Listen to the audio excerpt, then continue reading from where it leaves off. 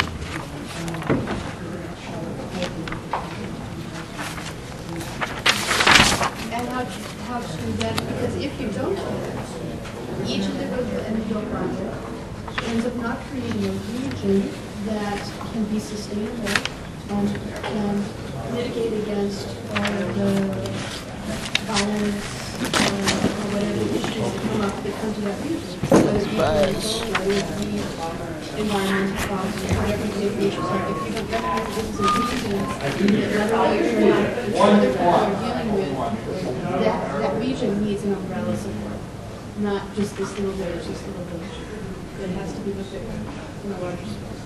So that's what I would like to do, is to develop strategic planning, looking at shared resources. And you can, if you know people in your community that would like to do that, I would love to do this. Right now I'm just in Congo. And so I'm kind of, that's true. Yes.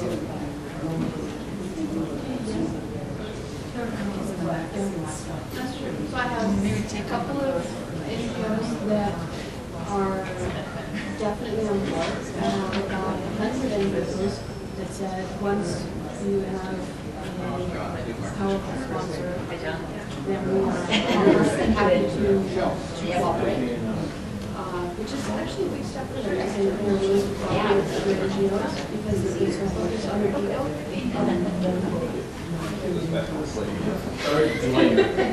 Yes, that's good. That's good. And others have said, if you get private funding, not government funding, maybe this is the best way to go. So I've been putting together the pieces, and I just need to.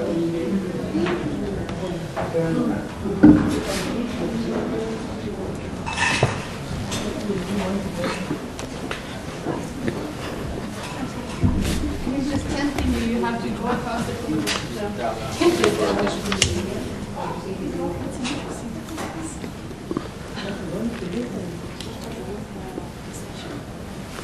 But this is great. So I don't have all this I carry it. Yes.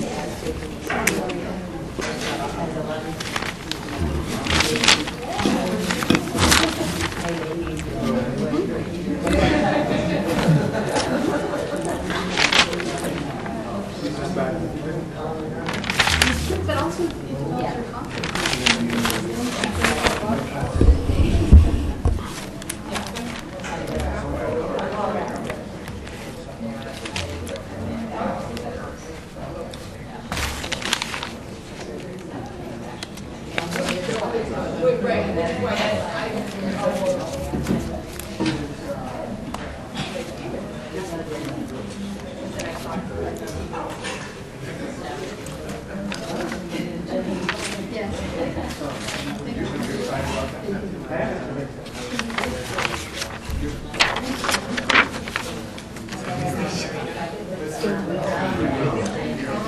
But what happened to my friend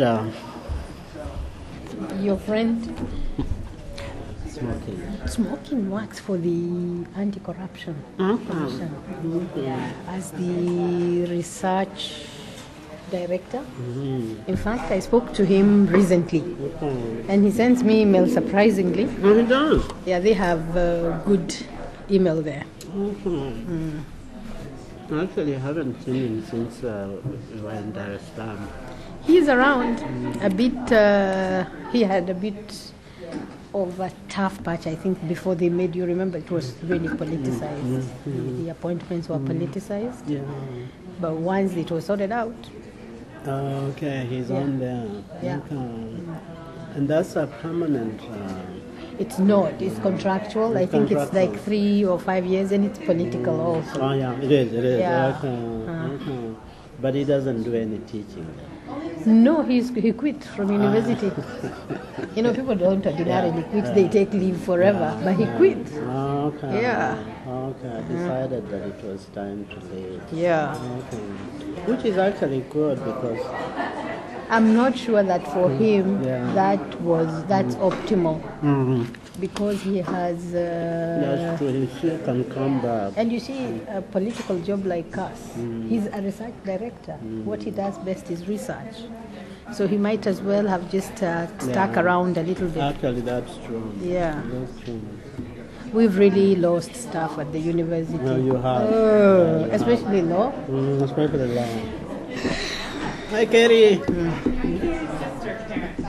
Huh? I'm Katie's sister. You're Katie's sister. Are you twins? Oh, amazing. I thought you were Katie. Very good. But she wanted to come today.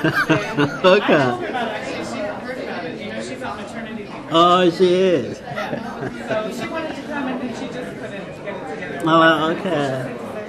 Okay, say hello to her. She said she would contact you soon. Oh, very good.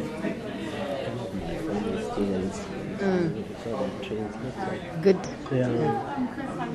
Yes, I do. I worked with him at Human Rights Watch. Oh, you I was based in Goma while he was in, well, he's still in Rwanda? I Yeah. was based in Goma. I know him very well. We worked a lot with him in ACT Yeah, I saw Yes. on your bio that you had Yes. that, so I thought you must have. on environment and conflict before he went to Human Rights Watch, I believe.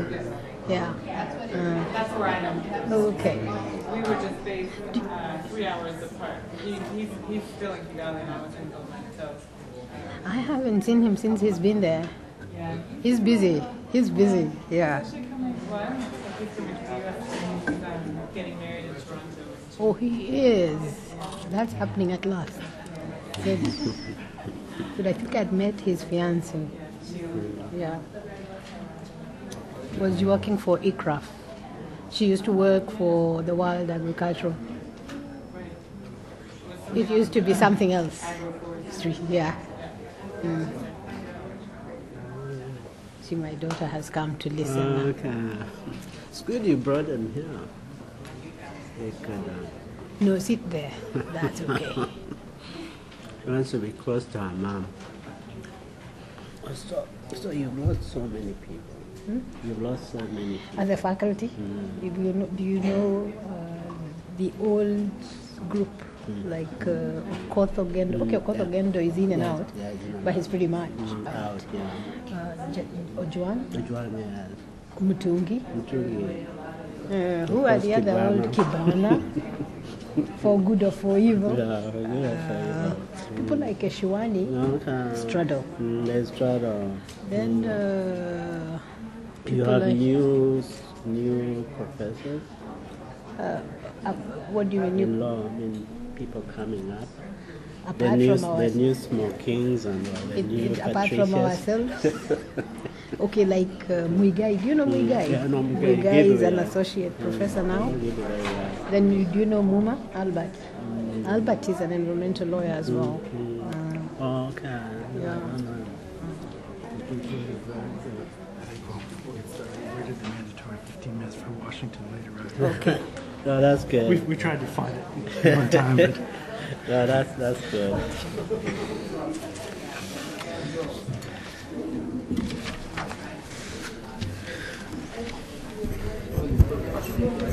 And you're still a chair.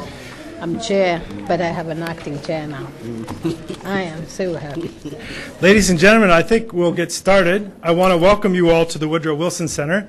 My name is Jeff DeBelko. I direct the Environmental Change and Security Program, and on behalf of my colleagues in the Africa program and Howard Wolpe, the director, who's unfortunately traveling, can't join us today, I want to welcome you here to the session with two friends of the center, two members of the center, part of the center family here at the Wilson Center, Patricia Cameron-Bote and Gilbert Kadiagala. We're thrilled to be discussing conflict and cooperation in Eastern Africa, making the case for environmental pathways to peace building.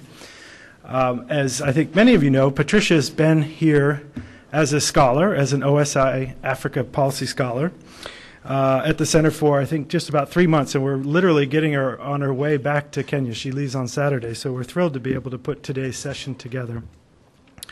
Patricia is, when she's back in Kenya, chair of the Department of Private Law, the Faculty of Law, University of Nairobi. Now, that's one of about, 5 or 6 hats that she wears. A couple that I think are critical for today's discussion. One is that she is a very active member of a board of advisors, a board of experts for a new UN environment program, Environment and Conflict Prevention Initiative, and that's a mouthful. But it's a new initiative that is in a second phase now looking at regional assessments. And she is really our leader in the Africa assessment, which is focusing on the Great Lakes. And so I think a lot of what we'll hear from her today is drawing on that work that is still in progress, and why we're excited about having this session to get your feedback and input into a very active process that will eventually be fed into the governing council meetings at UNEP. So we're thrilled that she can share some of those insights. The other that I'll just mention that is perhaps not quite as pertinent to today's discussion, but one that kind of shows how highly regarded Patricia is viewed in Kenya, was while she was here, we were afraid we were going to lose her just when she had arrived, because it was announced by President Kibaki that she'd been appointed to a 15-member commission that was to review the state of the Constitution and where to go to next, something that's actively started now, and I know she'll be jumping right into when she gets home. We were afraid she'd have to go straight home for it. Fortunately, she's able to stay for the entire period. But it's a great honor, especially also looking at the colleagues that join her on that panel, that she's been asked to be part of that. Gilbert Kadiagala, I think many of you know, a former consulting director of the Africa program and really set up the Africa program here at the Wilson Center, is also the acting director of the Africa Studies program at SAIS, and someone we draw on many times and often for his insights and advice and guidance in these issues.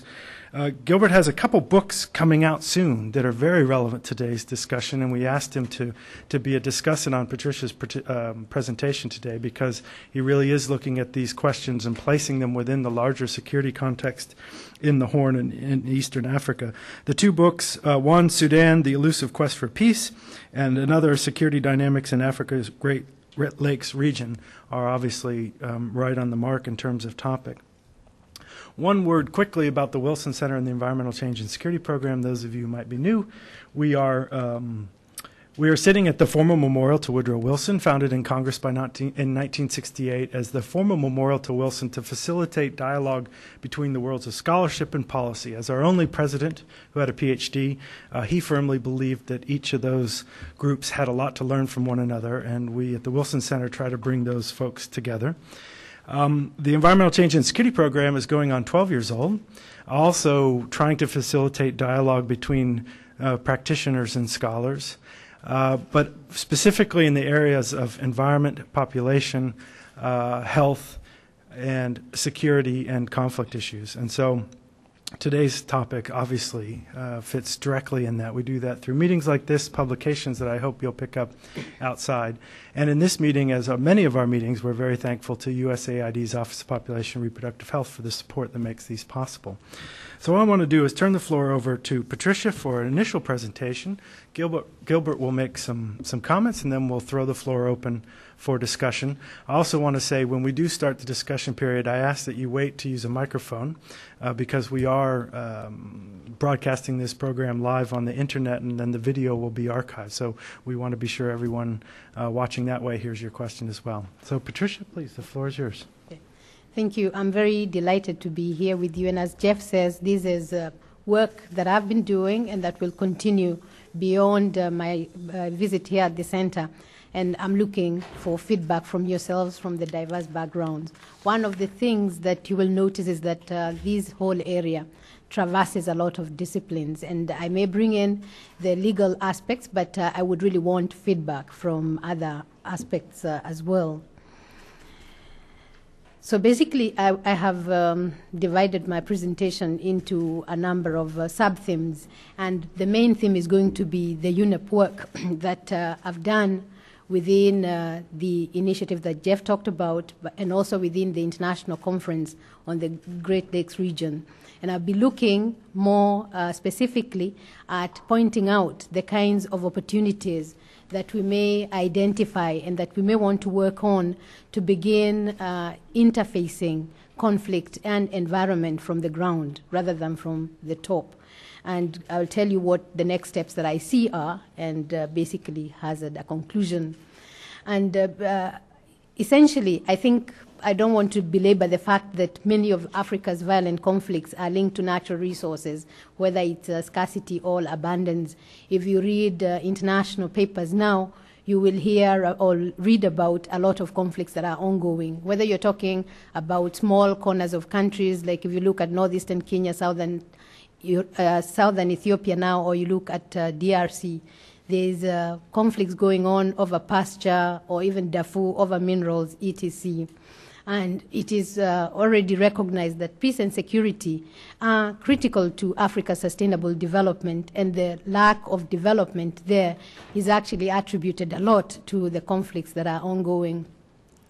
When I talk about the Eastern African region, I'm really not talking about East Africa, because East Africa geographically would be the three countries, Kenya, Uganda, and Tanzania, and in the future it is hoped that Rwanda and Burundi would also join the East African Cooperation.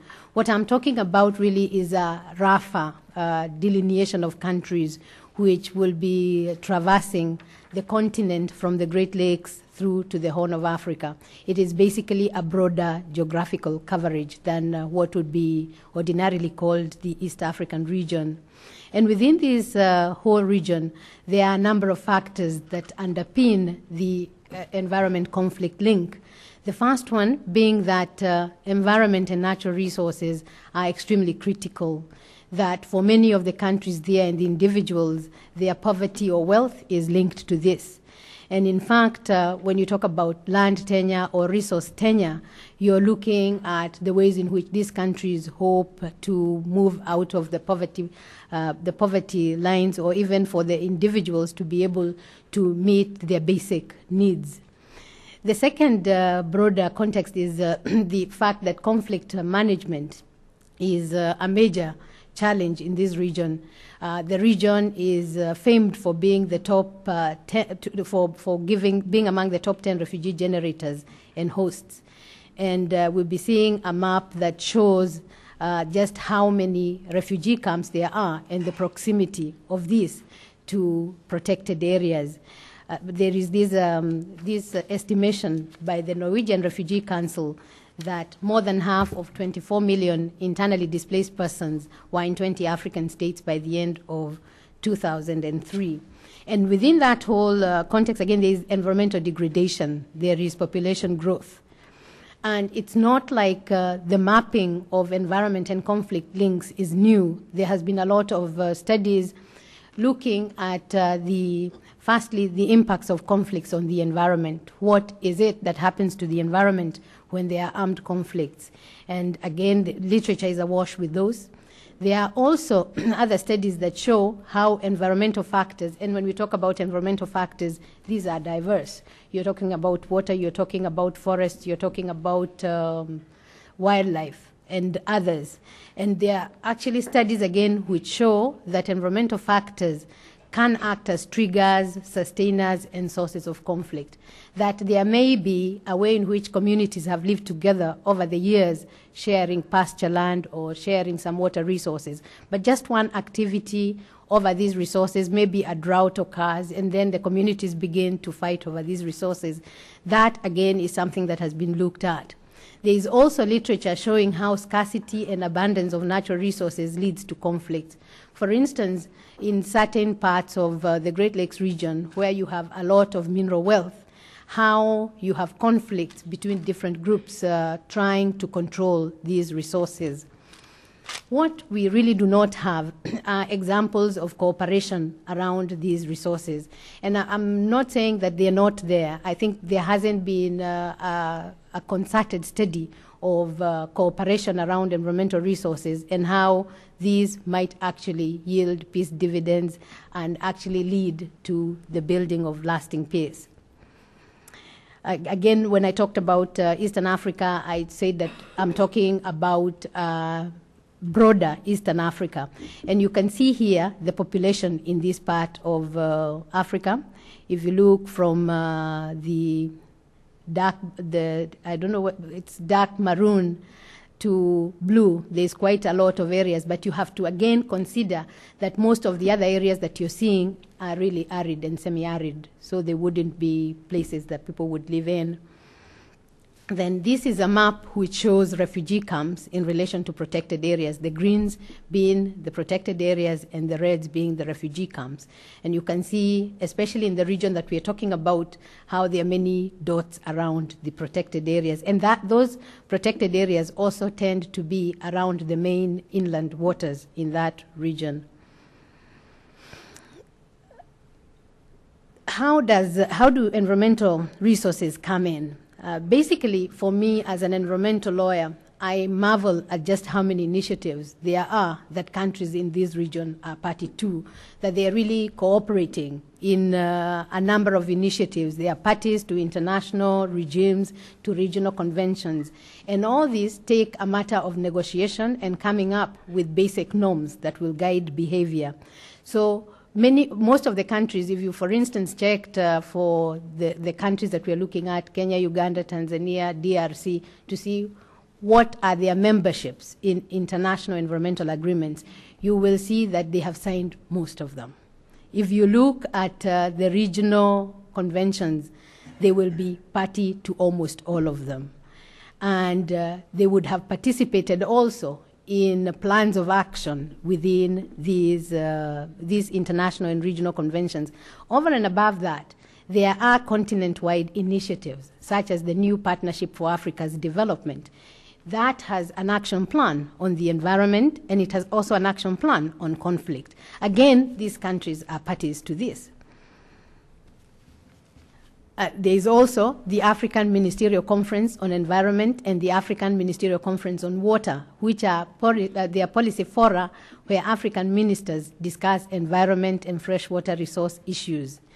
And as if that wasn't enough, you have regional and sub-regional groupings. You have the Africa Union, you have the South African Development Corporation, the Common Market for Eastern and Southern Africa, the East African Community, the UN Economic Commission for Africa, the Economic Commission for Central African States, and the Intergovernmental Authority on Drought. Essentially, looking at all this and the fact that they are also coming together to implement the Millennium Development Goals, one would assume that they do have a context for cooperating around environmental issues. But there hasn't been much work, as I said earlier, linking environment initiatives with peace building in the region. So for as many as the environmental initiatives are, you may actually also have as many peace building initiatives, but there is no link between the two tracks. And in fact, when we started first talking about environment and conflict, that was when I was director at the African Center for Technology Studies, and we were basically looking at countries that were in active conflict and looking at what were the environmental underpinnings of those conflicts. The governments were really nervous about talking about environment and conflict prevention. They were much more comfortable with talking about environment and conflict because there you remained really non-committal about what do you do, how do you move from just saying there is actually a link. And the key questions that we went out, even at that point, with were, where is environment in the conflicts in this region? And what is the role of environmental governance in conflict prevention? If we are talking about all these environment governance initiatives, and all of them have governments participating in, how are they feeding into the peace building initiatives, or are they really not a matter in peace building at all? Do they just happen and peace building happens, or conflict continues?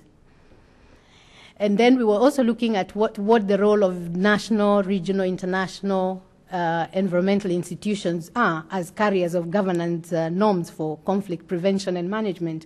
In fact, if you look at the kinds of activities that people undertake when you're talking about management of resources, to just look at one convention, the Africa Convention for Nature and Natural Resources, you're talking about very many resources, and you're talking about many of them being transboundary.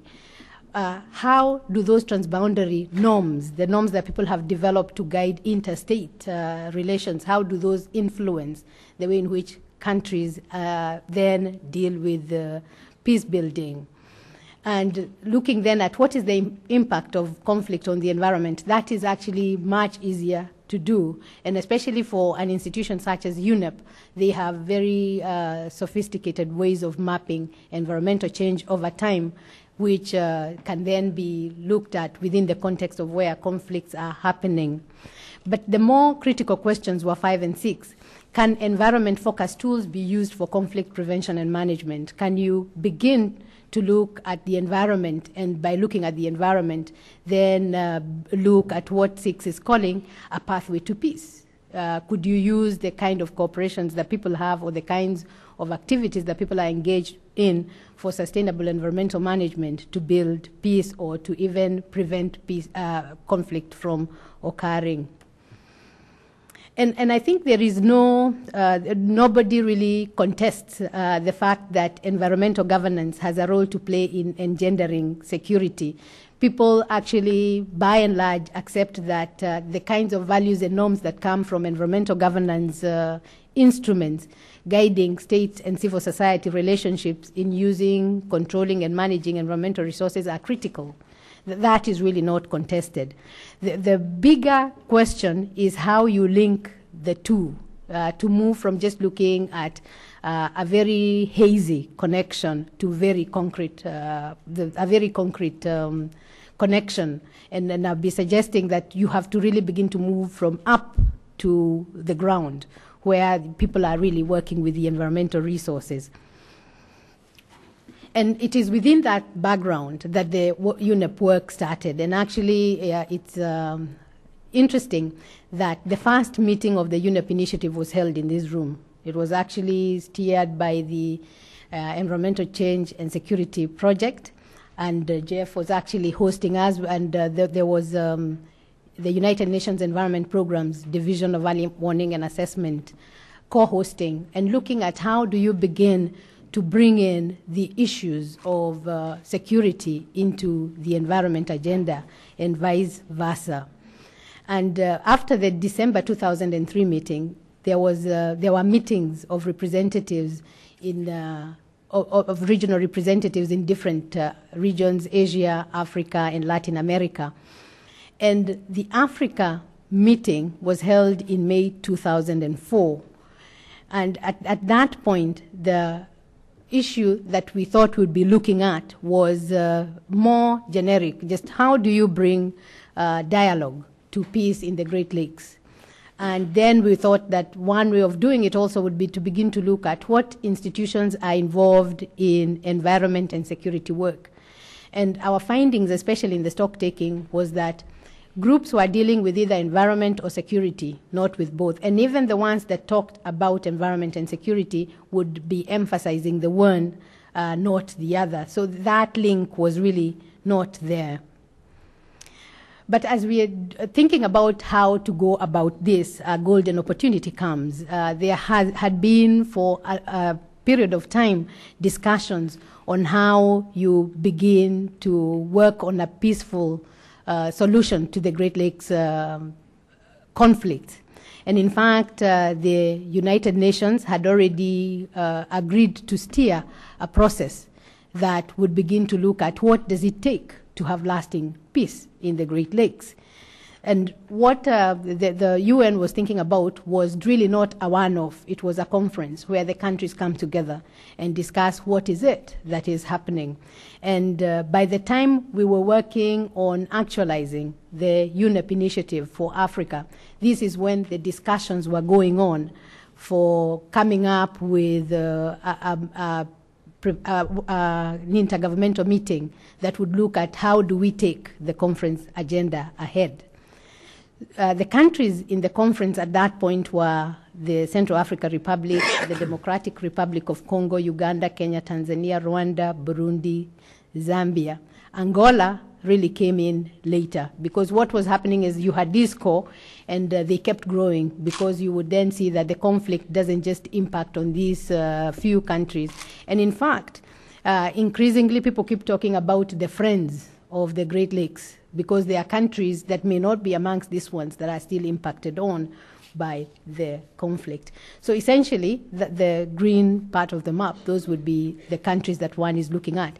But you can see that if Zambia is impacted on, how come Malawi isn't? How come Mozambique is not? Because of the proximity. How come Cameroon, Ethiopia, etc.? And you begin to see that it's just in the interests of containing what it is that you're calling the Great Lakes that you begin to talk about a geographical region.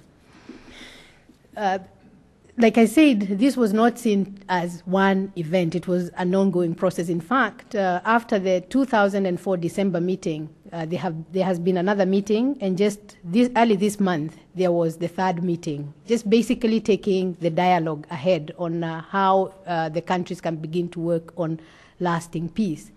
And there were 4 themes identified for focus in the conference: peace and security, democracy and good governance, economic development and regional integration, humanitarian and social issues. There was no mention in the first draft, by the time that the first draft of the statement that the heads of state were going to sign around June 2004, there was no mention in the whole document of environment. And this is what made us, as the Africa group, looking at the bringing together of environment and conflict, begin to see that we have an opportunity here. So we concentrated on really getting the document that was to come out in December to bring in environment. And UNEP, as the UN agency on the environment, sees the opportunity, and it was good for us that we were actually working with UNEP, because UNEP is able to bring countries together at short notice, and they are able to reach places that if people were working outside of such a system, they wouldn't be able to get in. And what we did was to prepare a paper on environment and security linkages, and basically looking at all these themes and trying to tease out what might be the environmental implications of peace and security, of good governance and democracy, of humanitarian questions. And that paper was used as the basis for a meeting of country representatives from the core Great Lakes countries in September 2004. So you can see that from 2003 December to May 2004 to September 2004, it was sort of working on overdrive to get the issues on the table. And in fact, it wasn't easy to sell environment as part of the security agenda.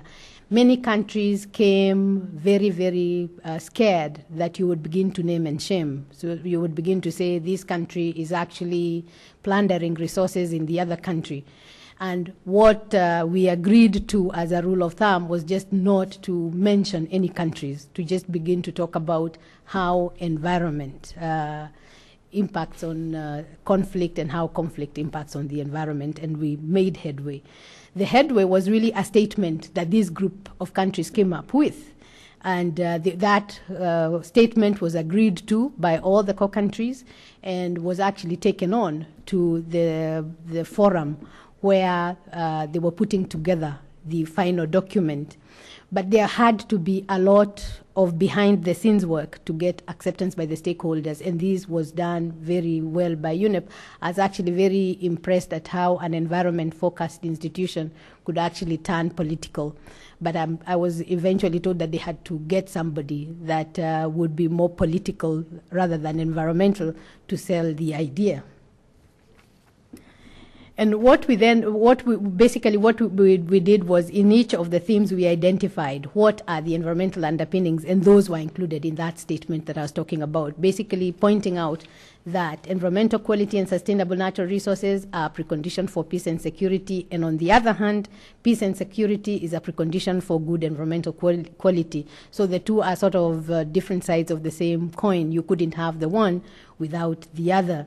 And essentially also talking about the need to improve equitable access to resources, and also improve the sharing of benefit mechanisms so that you don't have competition for control. And also the need to identify opportunities through which environmental management could be used to bring about peace. And essentially all we're trying to do here is to get this issue on the agenda of the conference. On democracy and good governance, we did the same thing, and here we were talking about the need for political commitment to democracy and good governance, the need to build cohesive communities for sustainable resource management, because if you have cohesive communities, then you basically have ways of finding out what the fault lines of conflict would be, and you would be able to deal with those before conflict comes up. There was also emphasis on the need to strengthen national capacity and foster regional cooperation through transboundary natural resource management programs around strategic shared resources. And here we were talking about lakes, river basins, mountains, etc. And the reason that I really found that a very critical one is because I think that is the point that UNEP could really run to begin to look at what are the strategic and critical ecosystems. And basically the need to have effective environmental governance mechanisms at all levels. Again, with economic development and regional integration, I pointed out at the beginning that the region is awash with this. So how do you use regional integration as a platform through which you can build peace and also engender sustainable development? And many of these basically were looking at also having environment protocols as part of the regional economic integration instruments, and also the whole question of improving access to markets for goods and services, taking environmental issues into account, because for most of the countries, because of lack of good governance, and also the fact that even though there is regional integration, there is no cooperation in terms of what's marketed. You have one country being the conduit through which illegally taken natural resources are marketed through. And then with the humanitarian issues, basically looking at the impacts of environmental degradation on poverty, the impact of refugees, and the need to link post-conflict recovery to sustainable development, livelihoods, and sustainable peace.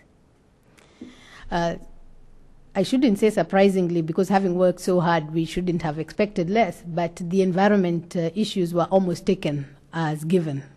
So they were very well addressed in the final declaration, which was concluded in 2004, the Dar es Salaam Declaration, which is also called the Pact of Security, Stability, and Development. Within this document, environment is identified as a cross-cutting theme. If you go to the website of the conference, you will see that they have, when they put out their mission, they have a house-like diagram where you have the roof as the declaration and you have the pillars as the four themes. That is peace and security, democracy and good governance, humanitarian issues, and regional integration. But you have at the bottom protocol. And in each of these, you're supposed to bring in environment. And besides the environment, there was also identification of other cross-cutting themes, which in my view are also integral to sustainable environmental management. For instance, gender, was seen as a cross-cutting theme, which before you had it mentioned as one line, saying that we would look at the role that women play, but now you have to look at each of the levels. When you look at how you're building sustainable peace, you look at the role that women play. Then the whole question of human rights, the whole question of human settlements, HIV and AIDS were also seen as cross-cutting issues. And we saw this as a mandate given to develop programs of action and projects, because essentially we were worried that environment would be off the radar of the regional peace process. But getting it at this high political level gave us a mandate that we had hoped for. And what we then have is political capital for environment and conflict linkage in this region. And in fact, it is not only within the Dar es Salaam Declaration that you have that. You have it in the NEPAD Action Plan on the Environment, which again is a joint project of both the Africa Union and UNEP. And there is also the plan on conflict. So one can begin to bring these issues together because the political capital for them is there. And also you have all these other sub-regional groupings, which are, if you create links between them and UNEP through programmatic activities, you're able to begin to bring in environment where it really never featured before. The challenge, I think, was moving this from that top level, that high political platform, bringing it down to the people. And I think this is the challenge that we continue to grapple with, moving from the regional acceptance, from everybody talking about environment being linked to conflict, but actually then working on illustrating how this really works out and empowering people to actually work on these issues. And what we set about doing was to look for ongoing initiatives and identify new possibilities for environmental peacemaking. This is the ongoing part of the research. And one of the things that we've seen as a challenge is being linked to the political process. Being linked to the political process is very critical. It sort of gives you the launching pad. But it also has its drawbacks in the sense that you have delays, because if governments don't agree or if the next meeting has to take into account certain things that you hadn't anticipated, you can't continue with the research. So what basically has been useful is because UNEP works on environmental issues anyway, you're able to get in and out of the political process. So you can input into the political process when there is an opportunity, but you don't have to be tied to it. And then the fact that the political process emphasizes states, not local people. And I don't even need to say this, resources are with people. So if you're talking about environmental pathways, environmental management as a pathway to peace, the state is there, but you also need the people at the local level. So basically, from this, I'll just give examples of certain things that, certain initiatives in the region that one looking at could begin to talk about environmental peacemaking. The first is the Nile Basin, which I'm sure many of you are familiar with. And here there is the Nile Basin Initiative, which has been developed over the years and was formally established in 1999, bringing the Nile countries to work together to develop the Nile resources for the benefit of all people. And I'm sure you're familiar with the context within which this developed, the fact that there were mutual recriminations, conflict, drought and other problems, and countries actually feeling not included because the upper riparian countries feeling not included because of previous agreements on the use of the waters of the Nile. This Nile Basin Initiative actually includes 7 of the Great Lakes region countries. So if they have been able to work on an initiative that is working, there is a sense in which one could begin to follow that through to see what is the peace dividend that has been reaped. And basically, it has moved beyond the states to begin to broaden participation of the stakeholders. So you have under the whole process, it's not within the Nile Basin Initiative. You have a Nile Basin Discourse, which is a civil society initiative, bringing together civil societies across the basin.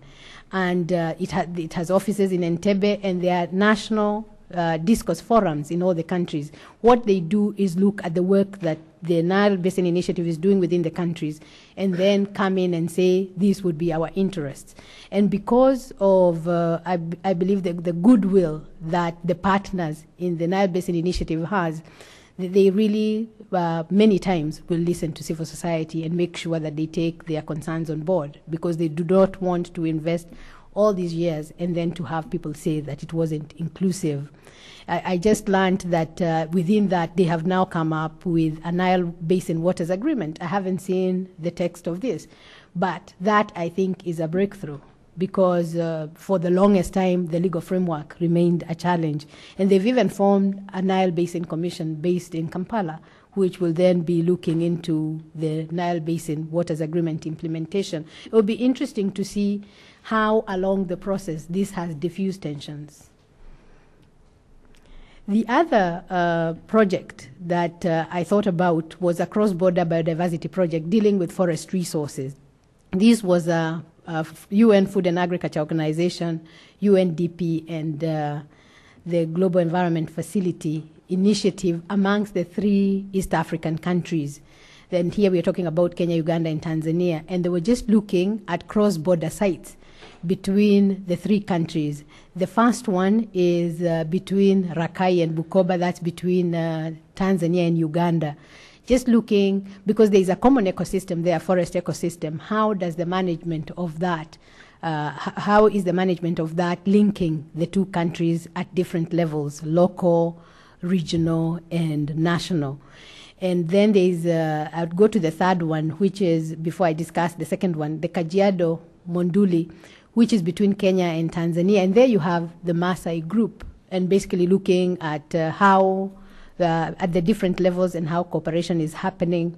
The other one is between Tanzania and Kenya as well. It's Same and Taita Taveta.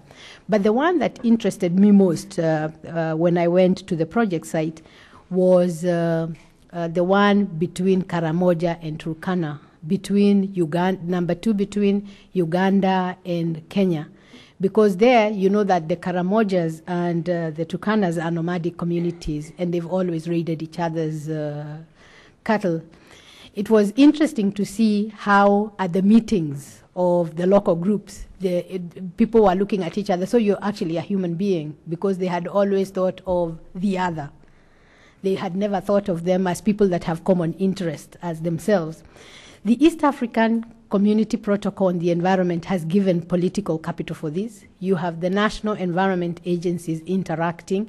And in fact now, if you look at the national environment statutes of the 3 countries, they are almost on all folds the same. I mean, basically you would be able to implement different arrangements between the countries without having to go and change national law, because they've been working on cooperation. You have the involvement of different international agencies with different mandates. So with the Food and Agriculture Organization, it's bringing in the agriculture question. With UNDP, the development concerns. And then you have GEF, which facilitates. But the more critical one is communities meeting across boundaries to discuss forest management issues and identify inconsistencies between country-level policies and local-level informal cooperative norms. Because even as the people there would say, in Kenya it is illegal to hunt, but in Tanzania it is legal to hunt. Then you would ask the communities between Kenya and Tanzania, how do you deal with this? And basically the way in which they've developed informal mechanisms of working between themselves is fascinating. And one may want to look at the peace dividends that may accrue as communities become more familiar with each other and identify the commonality of interest in sustainable cross-border natural resource management. The other one is the Albertine Rift. This one is really my case study for the future. It has fascinated me because of the extent to which it extends from DRC down to Tanzania, linking very many of the countries. Actually, it could even be going right down to Zambia. And you have very many sites here listed as protected areas. And there are many endemic and rare species here, and it's also very highly populated.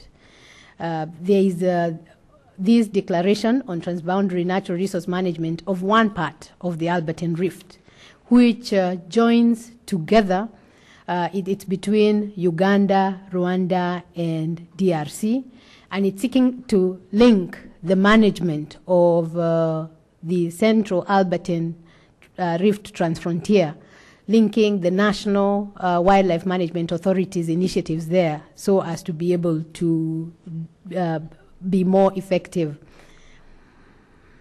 This is the Albertine Rift. Like I said, you can see from Uganda right down to Zambia.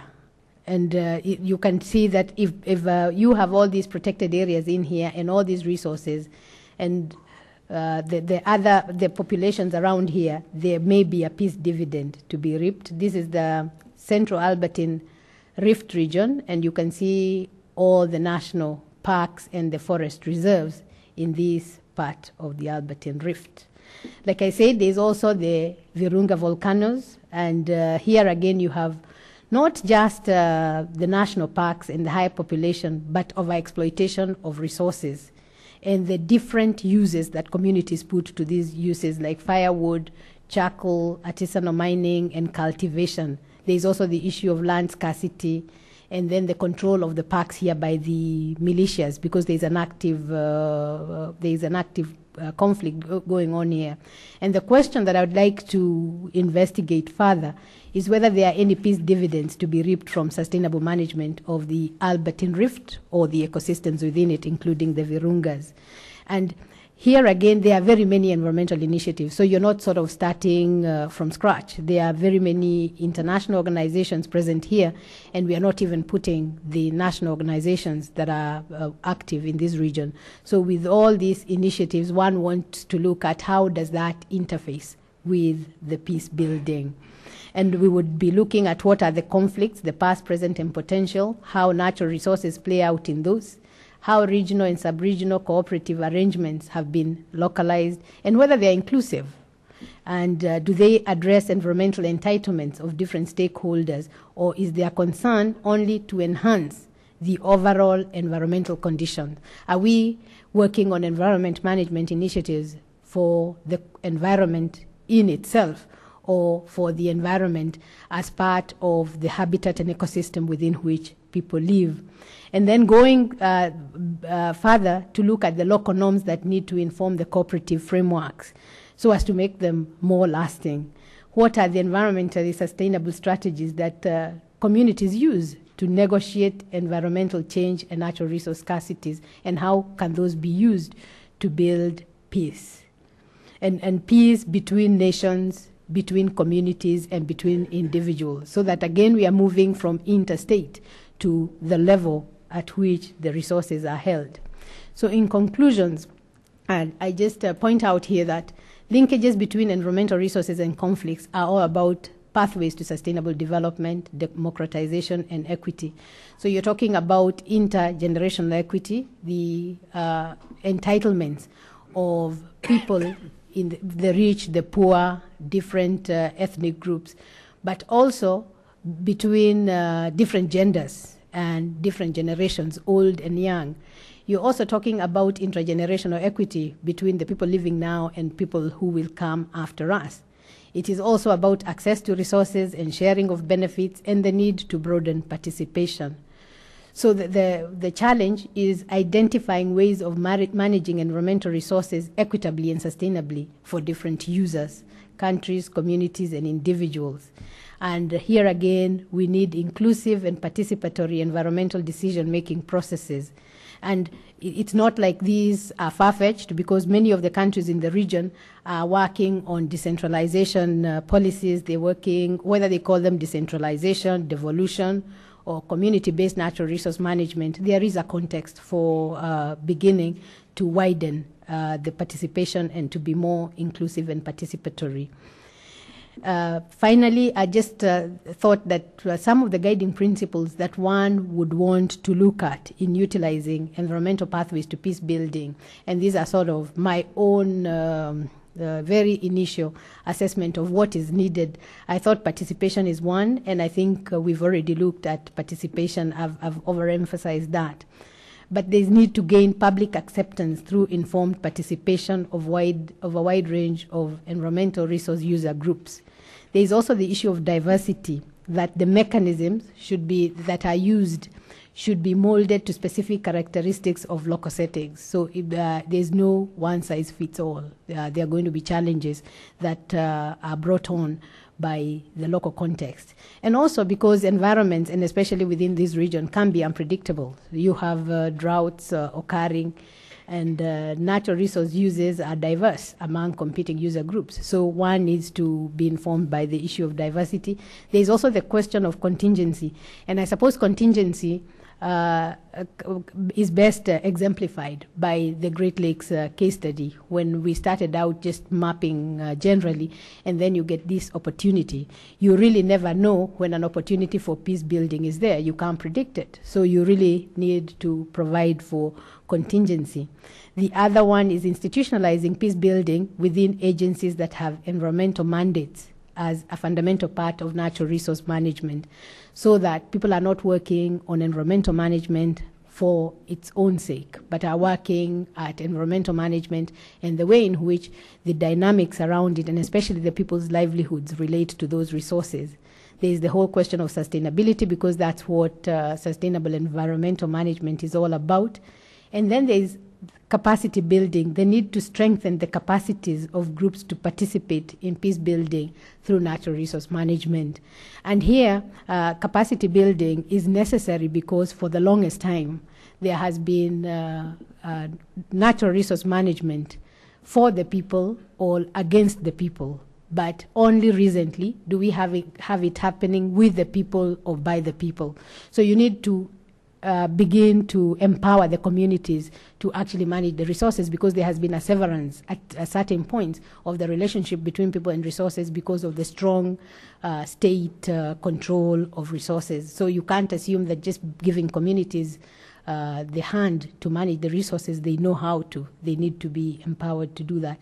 And I think there's need to recognize community rights. I mean, I wouldn't be a true lawyer if I didn't talk about the need to recognize rights and community rights, because these are not recognized. When you talk about natural resources, the locus is most often the state. So the need to look at resource rights for local groups and communities.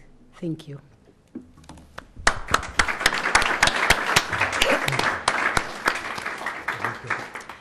Thank you, Jeff, and thank you, Patricia. Thank you again for coming and being patient. I think what Patricia has given us is a broader framework for environmentalism, or the attempts by Greater Lakes actors to incorporate environmental concerns into what is emerging as the new security architecture for the region. And this is a region broadly defined. So I applaud that attempt.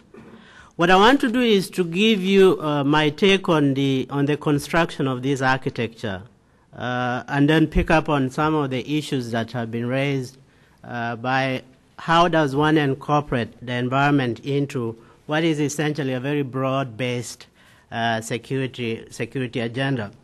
And I thought the best way to do it is simply to look at the process that she's been describing as the Great Lakes International Conference for Peace and Security. I have myself been involved in the peace and security component of this mechanism, and so what I'm going to say is partly my criticism of the construction of this architecture, but also my thinking about what the problem is actually in constructing institutions in the Greater Horn of in the Greater Lakes region. But let me summarize my argument, which is that there is, in fact, a very good and very elaborate attempt to construct new norms, new institutions within the region to deal with the problems of peace and security. And I think that's the most positive thing. The second positive element is there is a participatory process to building the new security architecture. That means you have a wide range of actors coalescing about the process of building security and peace institutions within the Greater Lakes region. And therefore, the most positive trend is therefore the democratization of the security dialogue. And I think what Patricia is saying is that, in fact, there are so many other actors that are beginning to have an impact on the security agenda. And that's why the environmentalists are making too many noises and embarrassing heads of state about how to incorporate these agendas into the bigger security agenda. So that to me is a very positive element, the democratization of security. The problem I see, however, is the question of over-institutionalization. This region has too many institutions. There is no sense in some of these institutions. What the Great Lakes International Peace Conference process is trying to do now, essentially, is to create another mega institution within the region, which to me is a very troubling trend. I think the presentation adequately captures some of the pre-existing institutions that are actually contesting problems of environmentalism, and so that there is a good architecture for environmental collaboration and security collaboration within the region, talking about the Nile Basin Initiative and all these other cross-border initiatives. What I see, therefore, is the proliferation of new institutions within the region, and therefore the problem of duplication of effort. And this is becoming very problematic, because one has to begin to ask, if the region is building a new security architecture, what are the competent institutions that should actually be taking on these mandates? And so I think the bigger question is, should we be reinventing new institutions, or should we be building these norms and these structures on the basis of what are already existing institutions, especially bilateral institutions and new creative cross-border initiatives? And I'm thinking even on environmental issues. If you talk about the Monduli region, or if you talk about the Karamojong, Pokot region, there are already initiatives that are existing here that one can essentially tap into, especially at the bilateral level. So the trend that has been happening, therefore, is the creation of new institutions that may, in fact, replicate, in fact, duplicate the existing institution. And this is a troubling trend. So briefly, what is the chronology of this architecture? The chronology is, let's get the region to buy into some norms and some principles that are going to reduce conflicts. And the Great Lakes region has been a very late starter in constructing regional mechanisms for security. And that's very understandable because, one, you have a Great Lakes region. The core of the Great Lakes region doesn't actually have a stable security infrastructure. So you had the economic community of Central African states that was started by Mobutu, and this essentially collapsed. And then on the other hand, you have the East African community, which has been revived over the years. And then, as some of the membership, I think, reflect, we have Zambia being a member of SADC. In fact, the DRC is a member of SADC also. So the problem in building a security architecture was, how does one come up with a new mechanism that is essentially going to transcend the existing sub-regional institutions? So what the UN came up to do was to say, let's get the peace conference process going. And I think the more important element to the peace process was, how do you come up with protocols and principles that states could buy into?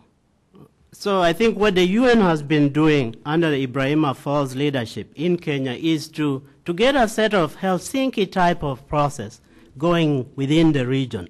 That means have the region agree to a common set of principles and protocols that probably could be domesticated in national contexts or domesticated in bilateral contexts. And thirdly, probably domesticated in existing regional economic institutions. So I think that was the principle. So the Dar es Salaam Declaration that came up in 2004 actually laid the groundwork for that security architecture, largely based on the principles and norms of, I think, as Patricia said, in the core sets of areas: peace and security, democracy and good governance, economic development, regional integration, and humanitarian issues. But beyond the Dar es Salaam Declaration, however, the problem has been, how do you translate these principles and norms in institutions? And what institutions are you going to translate these norms and principles into? So beyond the Dar es Salaam Declaration, the debate in the region has been essentially to come up with a second core of projects and proposals, the kinds, I think, that Patricia is talking about.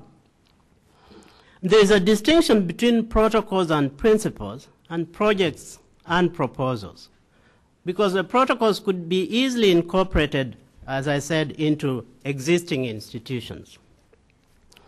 But the projects and the proposals that the region is coming up with to deal with a whole array of issues, from security to environmentalism, presuppose essentially the creation of a new structure within the region. And therefore the debate now, which I applaud, very, very democratic, very inclusive debate about getting at these proposals and these projects.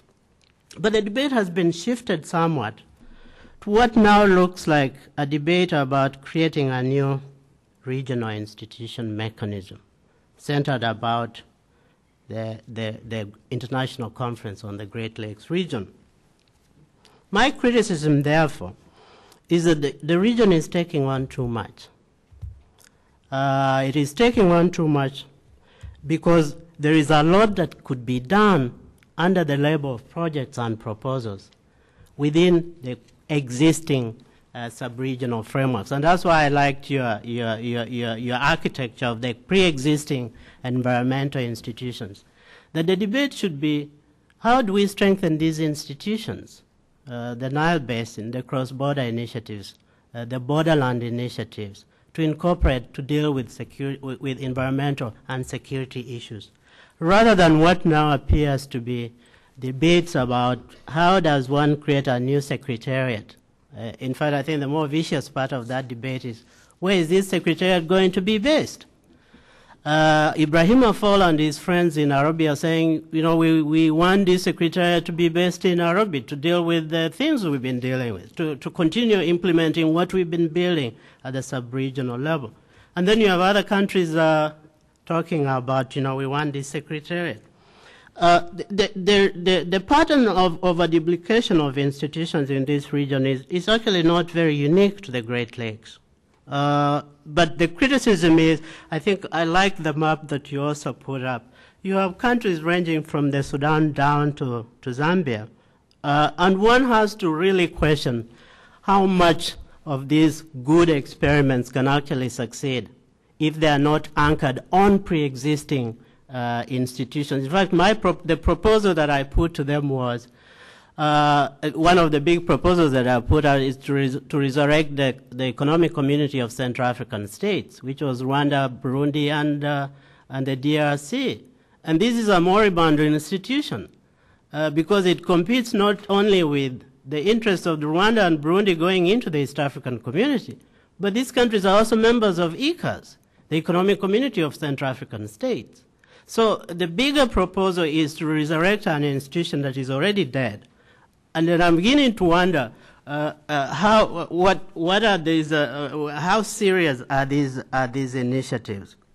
I'm actually therefore saying it is much easier to build a much more a narrower institutional framework based on what I'm calling a set of core principles and core norms that simply need to be translated in existing institutions.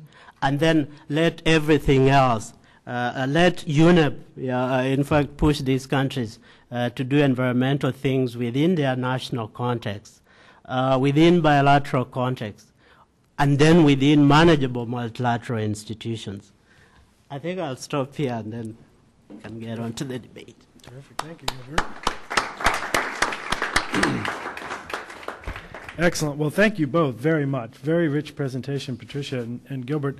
Thank you for providing that larger institutional context, and as you say, perhaps too many institutions as a context for capacity and best dealing with these issues. I think it gives us a lot to talk about here in the session, and I was remiss in not mentioning at the beginning that Patricia has been integral to this environmental pathways to peace, environmental peacemaking work here at the Wilson Center, where we have, through the UNEP initiative and through a book as well called Environmental Peacemaking, been really grappling with these issues. And so it's a thrill that she's been here and pushing this forward. But I urge you to take advantage of some of those resources that are out on the table and on our website as well. So why don't we throw the floor open to questions? We have microphones that, as I said, we'd like you to use so that the online audience can hear your question as well. Who would like to kick us off? Yes, gentleman in the back. My name is Pete Kambana. I'm from the DRC, Democratic Republic of the Congo. My question is to Patricia. The link between environment, good governance, and democratization is actually a crucial debate in order to resolve the issue that we have here. President Kabila was asked actually 2 weeks ago if he did care about the environment, and his response to the question was, of course I do. And when he was asked what he was doing to look at what is going on in the Congo right now, as you know, the real issue there can be because of the natural resources. And his response to that was, well, we should deal first with the political issue before we can even deal with the environmental issue. I'm sorry about that. So my question is, what is the AU, the African Union, doing to actually help head of states in Africa to make environmental policies as a priority in the government policies?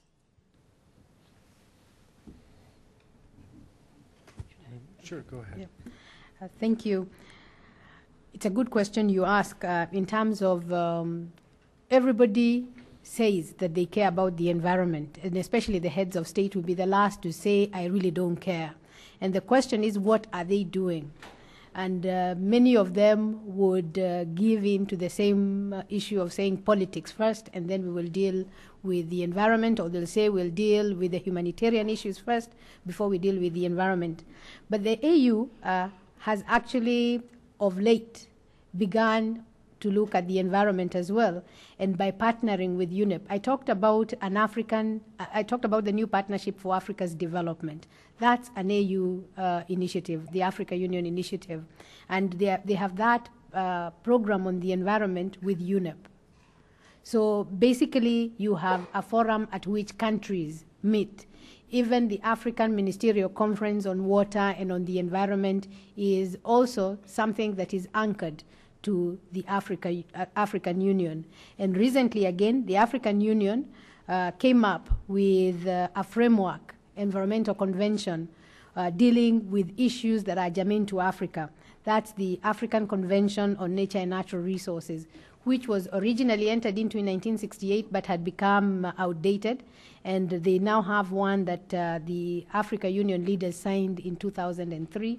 And I know that right now, UNEP and the AU is working on getting countries, first of all, to sign up to the convention, but as well as look at their national laws and see what they need to change. But even as a lawyer, I'm skeptical about whether it's at that level that is going to really work. It's really at the level at which people interact with the resources. And I think that's the point I was trying to make in the presentation, that we can have all these top-level initiatives, but at the end of the day, it's the bottom initiatives that might save the day in terms of peace building. I should also, just as a point of information for additional resources that will be at the center, the fellow who is succeeding Patricia in the OSI Africa Fellows Public Policy Scholar is John Katunga from the Nairobi Peace Initiative, who is from the DRC and focuses on these minerals and conflict questions. And so he will be at the center, I think, for 4 months starting in May. So it'll be at 6 months. Terrific. Thank you, Natalie. So it'll be an additional research resource here at the center. John, and then we'll come over here. Great. James.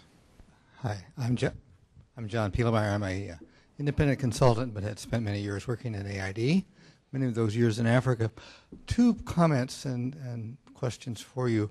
I was really struck by one of your first comments that there are a few examples of cooperation around natural resources. I really would imagine there are probably many examples that have been maybe micro-level examples, but dealing with issues like buffer zones, protected areas, water points, dealing with issues as it relate to mineral extraction. These issues have been on the agenda for a long time, and if we don't have at least some good examples that one could look at as models, I'd be very, very surprised.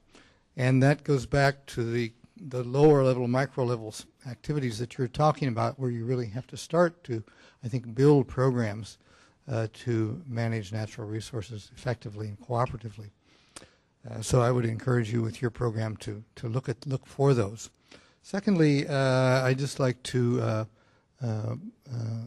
agree that the idea of working in the Albertine Rift is a good idea. I was there recently with an evaluation team looking at a regional program, and the pressures in the area around the Virungas are very serious, and the population pressures are heavy.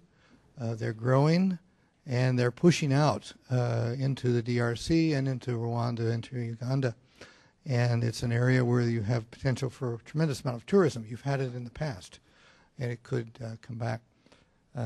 There are cross-border programs that are already being carried out through some of these regional initiatives, and those could be built upon. Thank you. Terrific. Thanks, John. I think we'll collect a couple then, Patricia. The gentleman here and then James. Thank you. Thank you very much. My name is Onesmus Kipchumba, former student of Professor Kamere Mbote, and I'm now doing an LLM here at American University. I know, in a way, in a sense, there has been discussion also on question of foreign direct investment in Africa, and the issue of the contribution of international institutions insofar as like World Bank in funding, say, Cameroon-Chad pipeline or extraction of minerals within the Great Lake region. What role does this institution now play in terms of looking at, the issue of trading with those natural resources, but also beside that, the issue of investing in that area in terms of attracting foreign direct investment and protection of environment insofar as the issue of conflict is concerned? We know very well that, international community watched for a long time, or say, developed countries for a long time when Angola, for example, Jonas Savimbi had networks where you could export, minerals and continue, the fight in that same region. So in terms of FDI and trade issues, what do you think that are the issues within the region in terms of linking the same? And what role does funding institutions, especially banks, and say World Bank and the other international institutions in that area? Thank you. Terrific. If you could just pass that to James right at the table. We'll take 3 and then give Patricia a chance. Hello, I'm James Morant from the World Conservation Union, and we are engaged in some outreach to faith-based communities. It's a first-time effort, I think, for the World Conservation Union. Very much involved with African-American faith-based groups and sort of linking with Africa. particularly Kenya. And what I'd like to know, I was struck by one of your remarks, which you talked about the region having too many institutions and there possibly being duplication of effort. Well, you have faith-based groups that are involved in that effort as well. So could you provide some comments on what you think is the long-term viability of faith-based groups working with people in Eastern Africa, and what you think might be some gaps and how those gaps could be filled? Thanks. Patricia, why don't you start us out, and Gilbert, maybe? Okay. I think the first comment on my having said that the whole question of environmental pathways to peace is understudied. Actually, there is no shortage of initiatives. It is the identification of the peace dividend in them that I think is remiss. And we really need to collect as many case studies as possible, because that is the way in which one says that it is because of Initiative X that we have this peace prevailing within communities. And in fact, the 2 or 3 that I gave are really not all that there is. If you looked at even the Zambezi River Basin Commission, there's quite a lot of initiatives there. And I'd really like to get from you some of the others. But the Albertine Rift is one that one looks at in the future, to go in there where there's an ongoing conflict and to look at how is it that one uses environmental management to manage the conflict if it is possible, but also to prevent other kinds of conflicts coming up. On the whole question of funding and trade and how that impacts on the issue of environment and conflict, I think some of the studies show that if you have foreign direct investment that is environment blind, it could actually lead to overexploitation of natural resources. And some of the measures that countries and regions have put in place to sort of tether trade to environment is using certification, where you have a whole region saying that if you're to trade in timber from the Great Lakes region, it ought to have gone through processes X, Y, and Z. And if it doesn't go through those, then it cannot be traded in the international markets. If you look at the success that was achieved with the banning of trade in ivory, you can see that there are mechanisms that could be used. And the issue broadly, I think, is the willingness of these institutions to actually buy into the environment agenda and to see that as something that they ought to push, rather than just seeking to make a quick buck, which that might be the more pressing issue. On the role of faith-based groups, I think faith-based groups have played a big role, and this again isn't from any study that I have carried out, but just looking at a country like Kenya, where you have violence erupting, the place at which people find refuge is always going to be the churches. And they've played a big role in hosting internally displaced people, as well as contributing in refugee camps. I think the bigger challenge for faith-based groups is also to begin to be proactive, rather than coming at the tail end when people have been displaced, empowering people to know what it is they could have done not to have that conflict. And again, having environmental education as part of what faith-based groups do might be a useful thing. Do you want to? No, I think I'm the one who was raising the issue of too many, the danger. I guess the problem is not the institutions themselves. It's the competition that accrues when you have too many institutions fighting for the same resources and competing around the same goals. Ideally, I think it would be nice to have too many institutions functional and doing their work. My criticism of the new momentum in institution building is to say, how does one begin to forge a good debate about pre-existing institutions and how they can be strengthened? And across the whole domain, not just environment, but just even in the security and in the economics, in the economic development arena. But what I see happening now within the region is that the creation of new institutions that are not doing much. I think avoiding to do what one needs to do by creating something new. And that to me is the only problem here. Okay. Other comments, questions?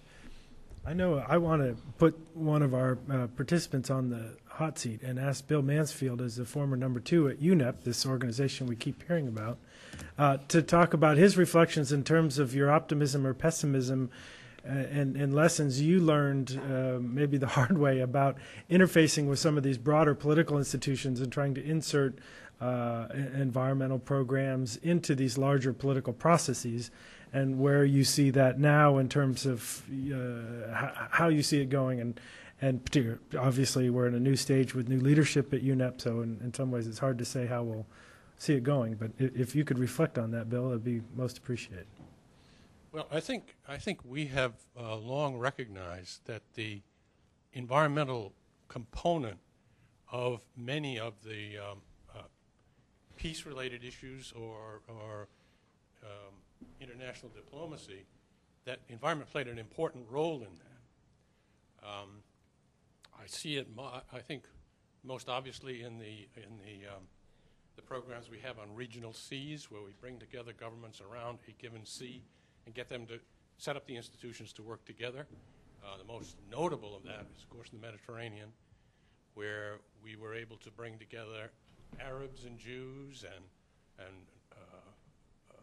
Greeks and Turks and northern countries and southern countries around the table to work together, even when their countries were fighting it out politically, because the environment is a natural resource issue, as Patricia has emphasized strongly. People tend to want to work on these issues while the politics goes on above. So I think we've long recognized the importance of that. What has struck me most about what we're talking about today is, I think, the change, mentioned earlier, the change in priority on environment, and how do you adapt to that change. Through the 70s and 80s and up into, really until the 1992 Rio conference, environment had a priority of its own on the national and international scene. And since that time, other issues have loomed larger, and environment has lost a lot of priority. But what Patricia is doing, and what I think UNEP is trying to do in other areas, is to begin to look at what are the important issues internationally, and how does environment contribute to that. Oh, sorry. Oh, okay. How does environment contribute to that? Because environmentalists are a little bit like fundamentalists in their own way.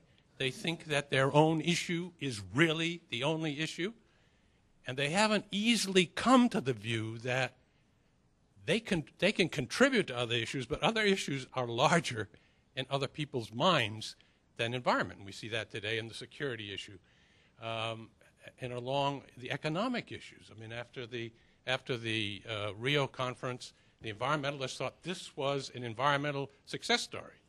It was an economic success story for development. And environment didn't recognize that it has to adapt itself more to the priority needs of others. Anyway, it's a long way of answering, but I do think this is very important.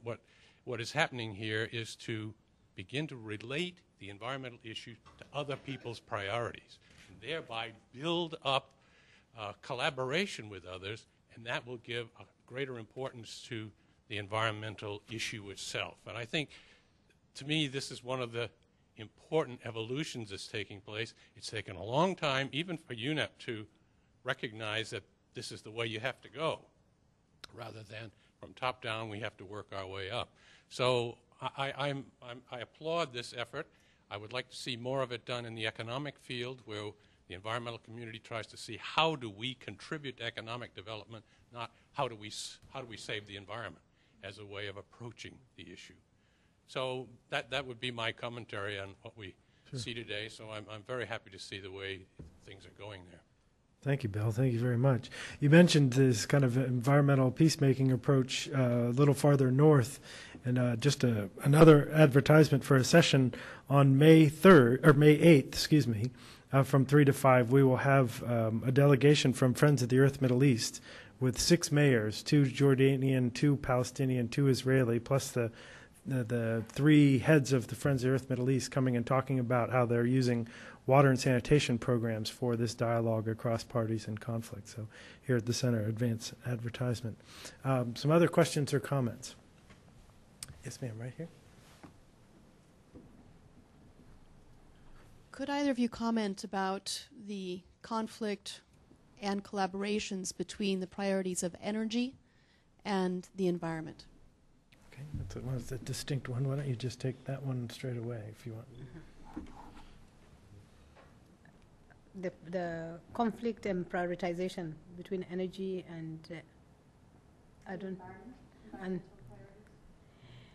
I think it all depends on from which take one looks at energy, because and if you're looking at it from household usage, if you look at the need for energy sources, fuel wood, or in parts of Somalia where you have a lot of burning of charcoal, and all these leads to conflict, especially, and I see the conflicts being between the communities and the park management authorities, for instance, or between different communities that have access to the same resources.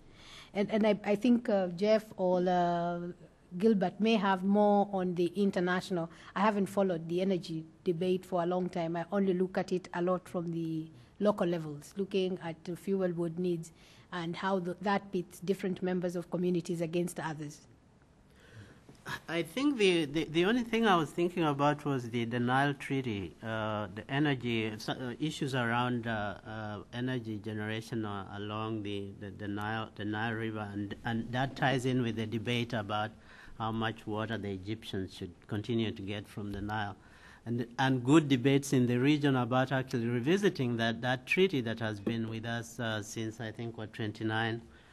And really vicious debates about how to revise it because you're going to impact on the flow of the Nile. Mm-hmm.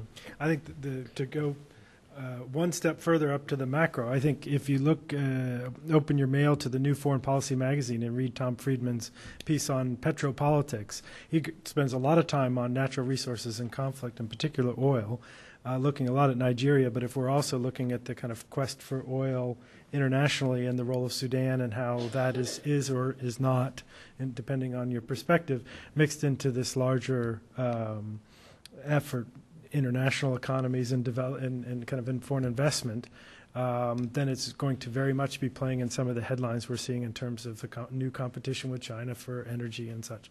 And so that will bring in some of those kind of larger international competition, if not conflict, around energy resources for at least part of the geographical area that we're talking about. Okay, other comments or questions? Mary, all the way in the back. Excuse me, I just wanted to ask a question about Kenya in particular, Turkana. I know when I lived in Kenya, and this was almost 20 years ago, the people of Turkana, the Norwegians went into Turkana to help build a fish processing plant because they have the very salty lake up there and a very different type of fish, and they felt that the rest of Kenya wanted this type of fish, and it would be beneficial for the Turkanas who had a very meager diet and so forth. However, the Turkana people would not allow any, they only believed that a certain amount of fish should be taken out of that lake, and they would not agree to this. And I was just wondering whatever happened with this. It's just a particular interest of mine. I was wondering, do they use this lake and the fish for anything, or did the fish processing plant ever become vital, or at least raising some of these questions almost from kind of external globalized economies versus some perception of what is sustainable use and such.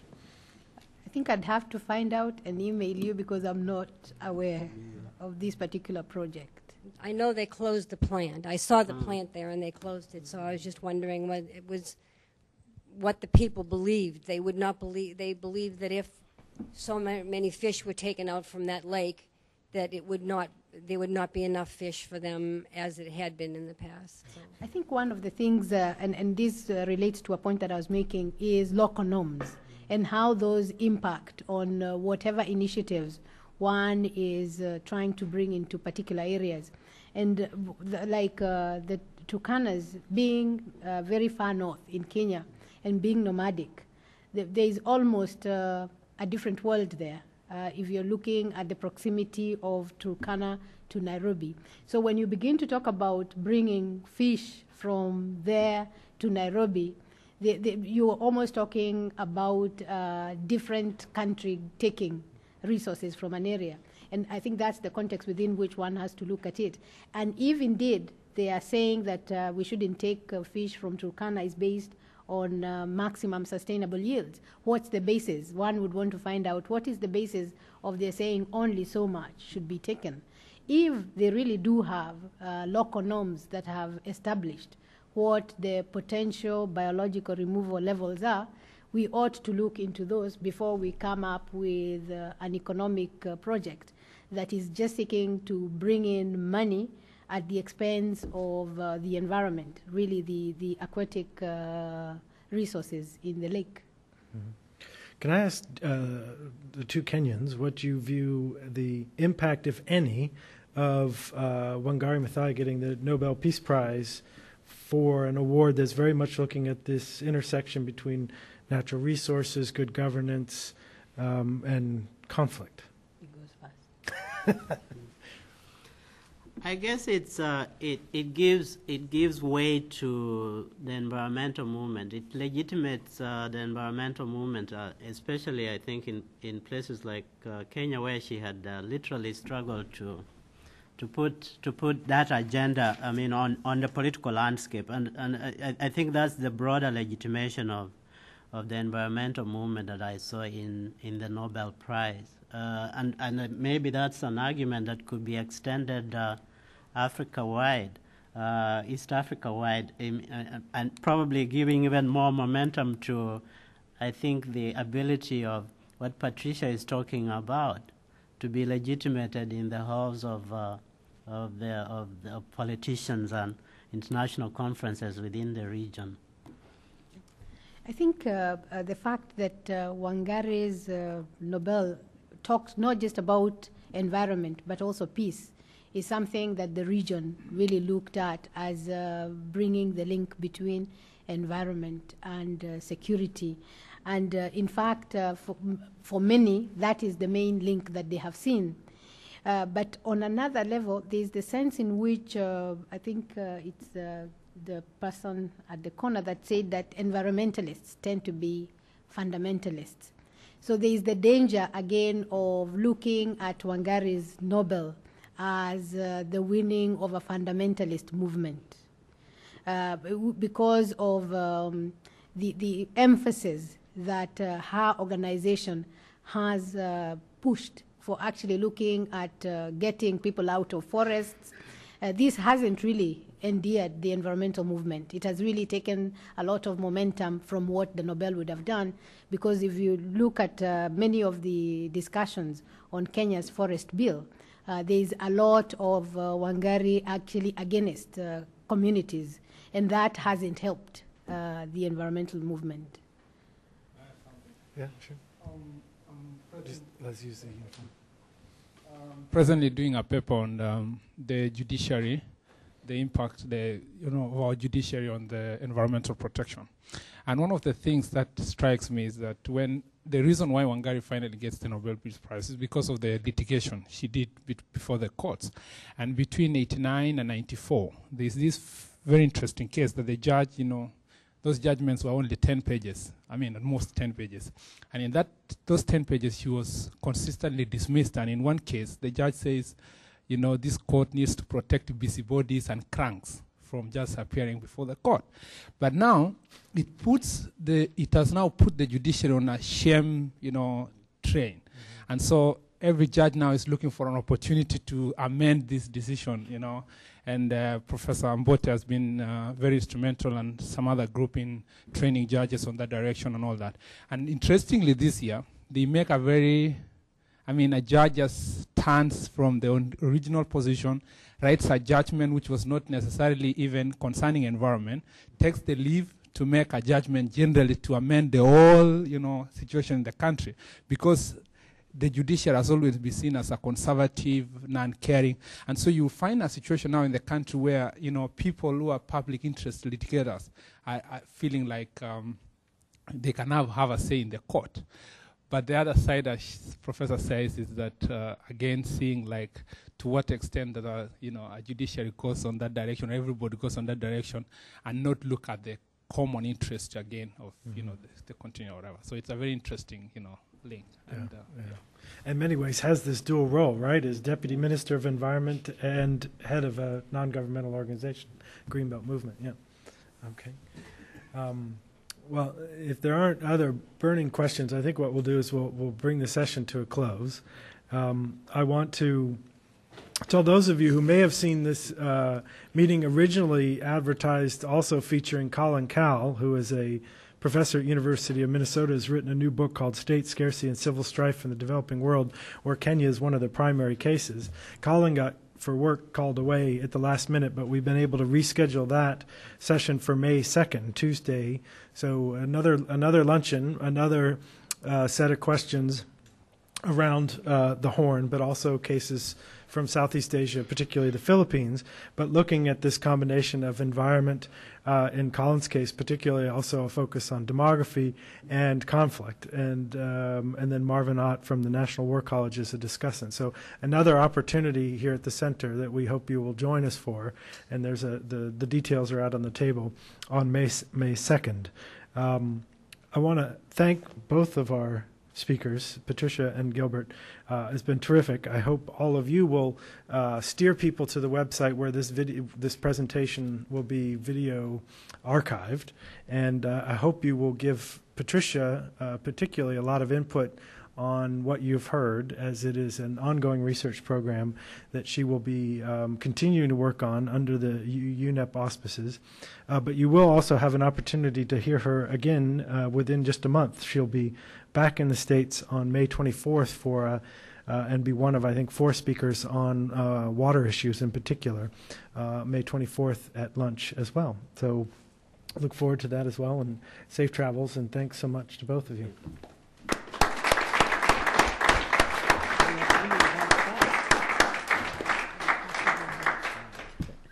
That's good, though.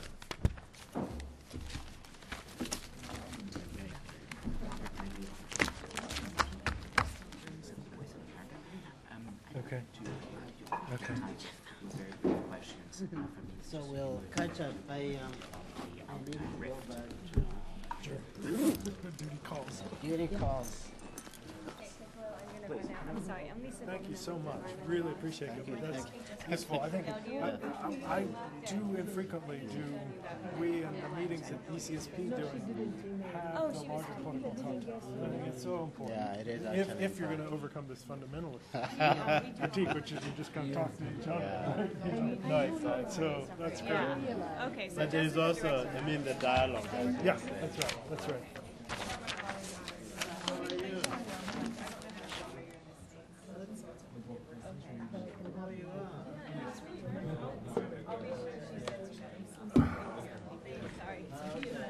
No, sir. Okay,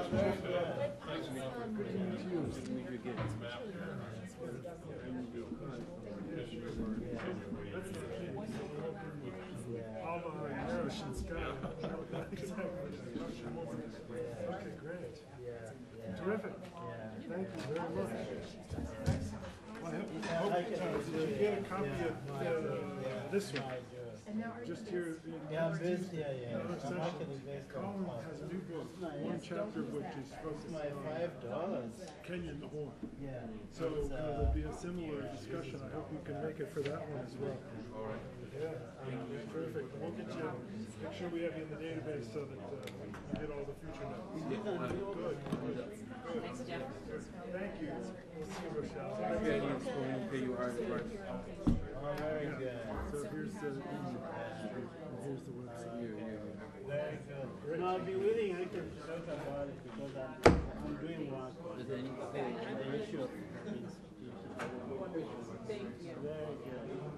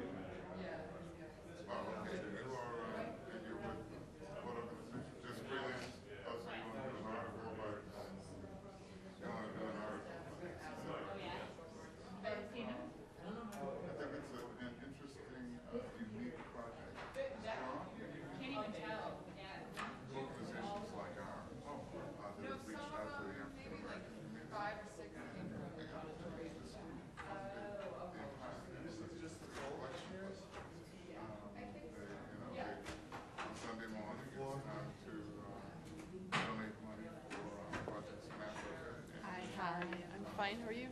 I'm Obenawai and Good Works International.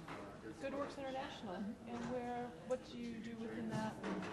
Well, I'm a senior consultant there. Basically, we're a firm where we specialize and focus on Africa. We're founded by Ambassador Andrew about 10 years ago. So we do all sorts of things. So we run the gamut. We recently hosted something actually for Dr. Mumbai in Atlanta, which was here in March. So we do everything from private sector to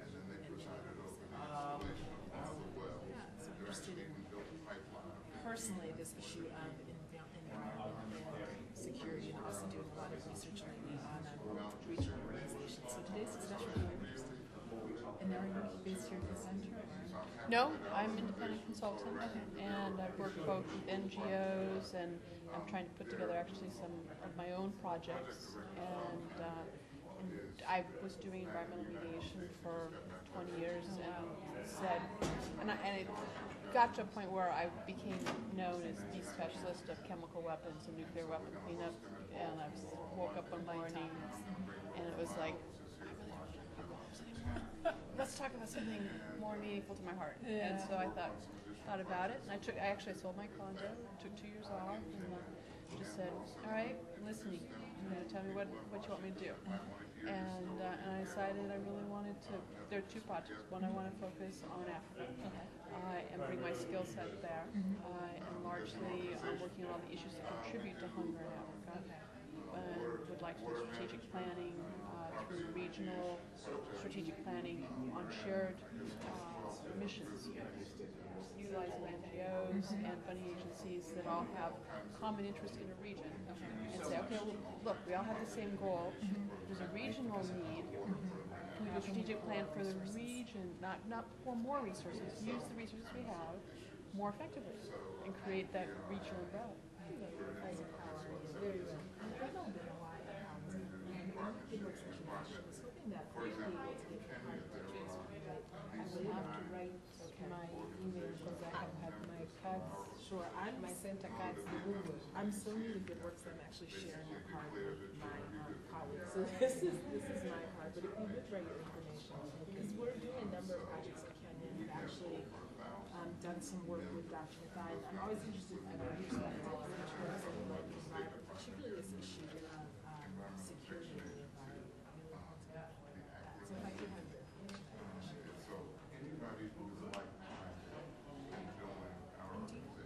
Yeah. I'm currently working with an NGO called Man Worldwide that focuses on feeding centers and orphanages in 32 countries, including a number in Africa. And they've asked me to try and help them develop a broader network of NGOs that are already in Africa, so that they can maybe do some sort of collaborative support to existing, because they don't, they actually build programs and they fund programs, but they use existing people that are already.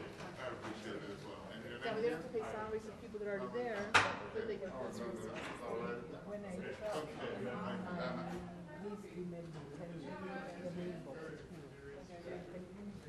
Which is an underscore. This is a hyphen that has and it's NVOTE. Yeah. Okay, wonderful. And so now when you go back to Kenya, will you be working on the President's Commission? I will do that. It's actually time bound, so we're supposed to give a report by the end of June. So the next couple of months I'm going to be doing in March. I don't go back to teaching until September. Okay, well, hopefully we'll be Okay. Let me give you my phone number. Okay, wonderful.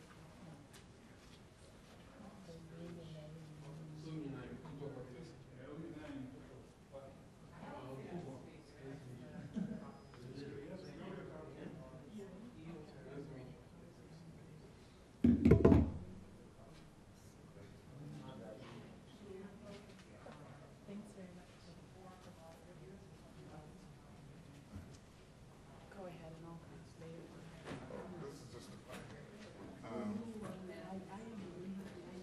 I'm not, you know Jeffrey Howard?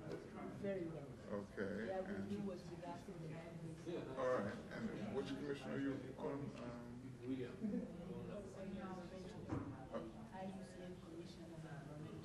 Okay, so that's, okay, all right, because I thought you might be with the ecosystems management one. Okay, all right. Well, it's good to meet you, and I would love to learn more. But we are really, this is a good project in terms of outreach to the faith-based community. I don't know if you've heard of T.D. Jakes. Okay, T.D. Jakes and New Psalmist Baptist Church in Baltimore and a bunch of other folks that are in that network. And I guess he did something in Kenya last year. Yeah. So one of his the person on the ground in Kenya, his name is Dr. Wine. He's back in the U.S. We just talked to him yesterday. And what we're trying to do is expand the project and have IUCN work closely with this group. So he's coming up from his home in Dallas. He's going to be in Washington the 9th and 10th of next month. You're going to be back in Kenya, of course. But let's keep in contact. Do you have a card? No, I don't, because I have the same card as the English. Okay. Put down my email. Okay, sure.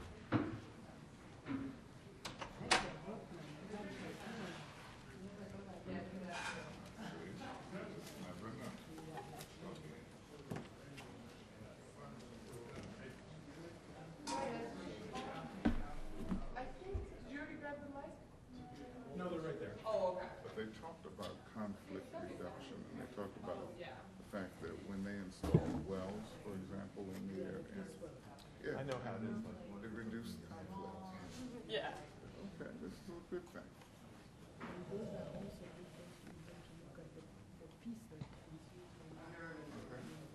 Well, if you push it on your side, we'll push it on our side. How about that? Okay, thank you.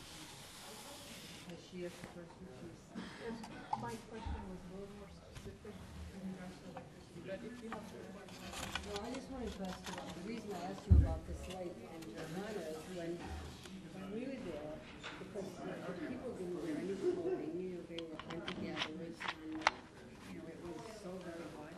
But their children wore school uniforms, British style school uniforms, and now those children are 20 years old, because it's been 20 years. So I was wondering